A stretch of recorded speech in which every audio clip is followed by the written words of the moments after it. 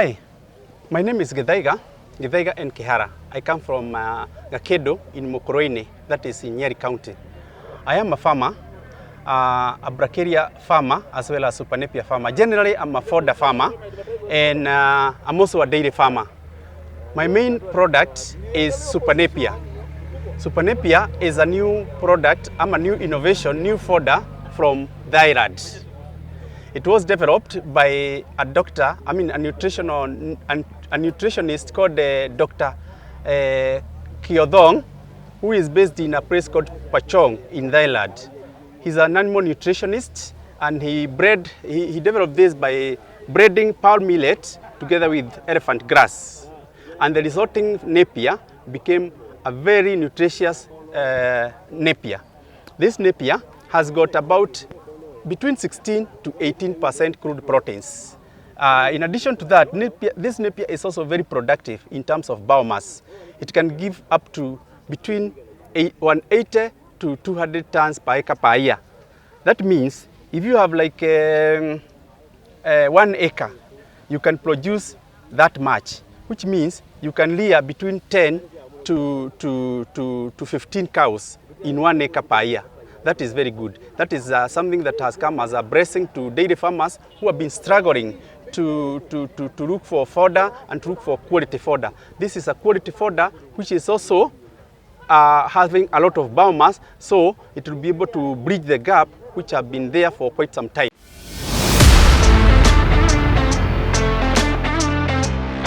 Between this one is that ile kawaida Napier grass has crude proteins of between 4 to 7%. It can go up to 8%, but not beyond that. But this one is giving us 16 to 18%.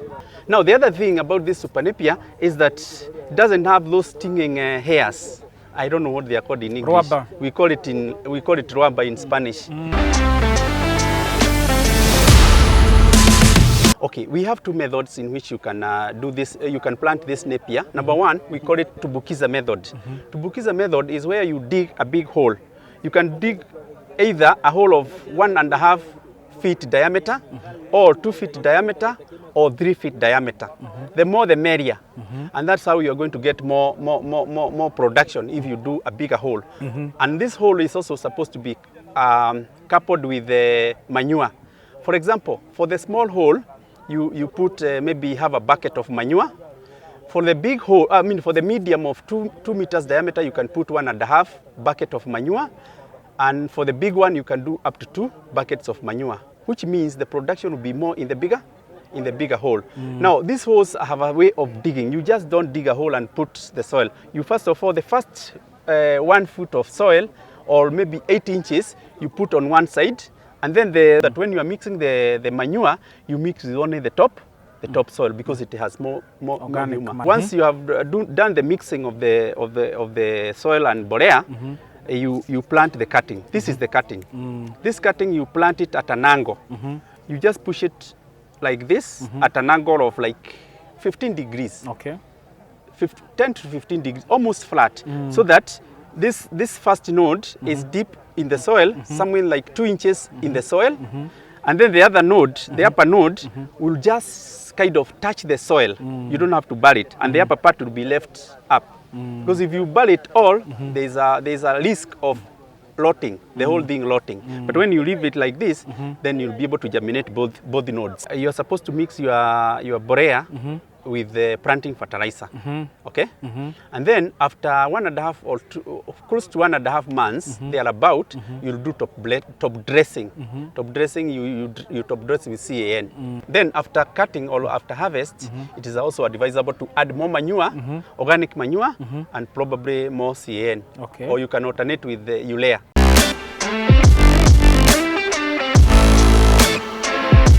If you want to plant tubukiza in 1 acre, you need cuttings like this, 2,500. The spacing of tubukiza is 4 feet by 4 feet, or 1 meter by 1 meter. You plant like this, 2,500 cuttings. Okay. For the other method, which is called fallows, you space about 3 feet by 4 feet. From one line to the other, or from one furrow to the other, you leave 4 feet. Then when planting, once you plant one cutting here, you give it a space of 3 feet. Okay. Then you plant the other. Okay. And you'll find that within 3 months, zitashikana, zitakuja karibu kushikana. This cutting like this, within 2 months, you're supposed to cut it. By that time, you'll have about 20 to 30 ratoons. And then, once you have cut, the second ratoon or the second harvest will produce much more. In one of these, especially the big Tubukisa holes, there is a possibility of getting up to 100 tillers, the ratoons. Okay? So it is very vegetative and it grows very quickly. A farmer, first of all, once you plant, you can harvest after 3 months. And then subsequently will be harvesting every 2 months. It is advisable to harvest super napier at 2 months. But the first once you plant this cutting, for it to be able to get proper rooting, to establish the rooting system, allow it to grow for at least 3 months. Okay. But subsequently cut every 2 months. At that time, when it is 2 months, its nutritional value is at its highest. No.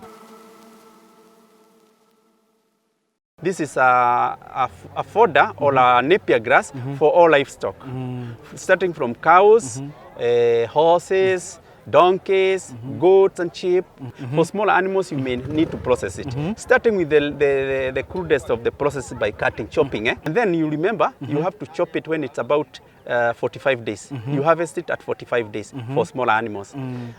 Besides chopping, you can also do pelleting. We want to start pelleting this Napier and also mix it with other quality fodders like bracharia so that we achieve that high quality feed. Now, we've been propagating this Napier for close to 1 year. And I can say that the uptake is very good. We have managed to sell to all counties in Kenya, and we have even gone beyond the borders of this country.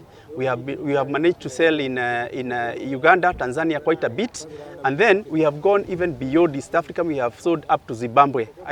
About a month ago, I sent a consignment to Zimbabwe by road. We have inquiries even from Nigeria, and we are working out logistics on how to deliver to Nigeria.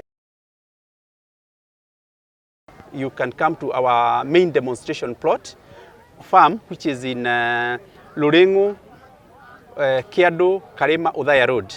That is in Nyeri County. You can get me from 0722 722 again 189.